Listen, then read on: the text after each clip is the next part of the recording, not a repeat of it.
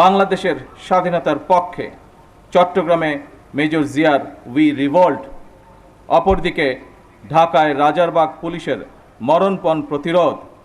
এরপর স্বাধীনতার লড়াই থেকে বাংলাদেশের স্বাধীনতাকামী মানুষের পিছিয়ে থাকার আর কোনো সুযোগ ছিল না। তবে মুক্তিযুদ্ধকালীন প্রজন্ম থেকে শুরু করে আজ পর্যন্ত, অর্থাৎ মুক্তিযুদ্ধ পরবর্তী প্রজন্ম, আমরা যারা ইতিহাস পড়ে কিংবা বীর মুক্তিযোদ্ধাদের প্রত্যক্ষ অভিজ্ঞতা শুনে মুক্তিযুদ্ধ সম্পর্কে জেনেছি, তাদের মনে মুক্তিযুদ্ধকালীন ইতিহাস নিয়ে এখনও কিছু প্রশ্ন হয়তো রয়েছে।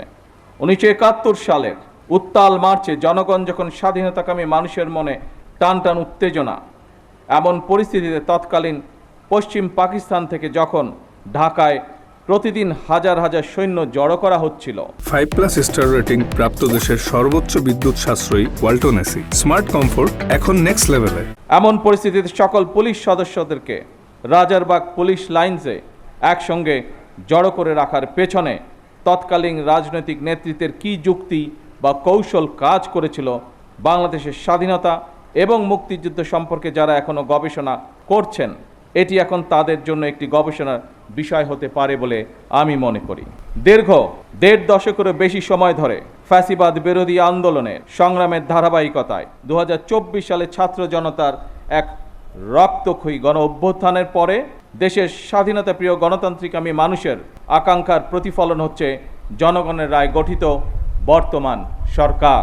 বছরের পর বছর ধরে অসংখ্য হামলা মামলার শিকার, নিপীড়িত নির্যাতিত অধিকারহারা মানুষ বর্তমান গণতান্ত্রিক সরকারের সময় শান্তি এবং নিরাপত্তা চায় জনগণ। দেশের জনগণের শান্তি এবং নিরাপত্তা নিশ্চিত করা আপনাদের কার্যক্রম, অর্থাৎ পুলিশের ভূমিকার উপরেই সবচেয়ে বেশি নির্ভরশীল। আপনারা জনগণের জানমালের নিরাপত্তা নিশ্চিত করতে সাধ্য এবং সামর্থ্যের সবটুকু দিয়ে চেষ্টা করবেন, এটি আপনাদের কাছে বর্তমান সরকারের প্রত্যাশা। উপস্থিত অফিসার এবং পুলিশ বাহিনীর সদস্যবৃন্দ, ত্রয়োদশ জাতীয় সংসদ নির্বাচন প্রমাণ করেছে বাংলাদেশ পুলিশের পক্ষে দক্ষতা এবং পেশাদারিত্বের সঙ্গে দায়িত্ব পালন সম্ভব।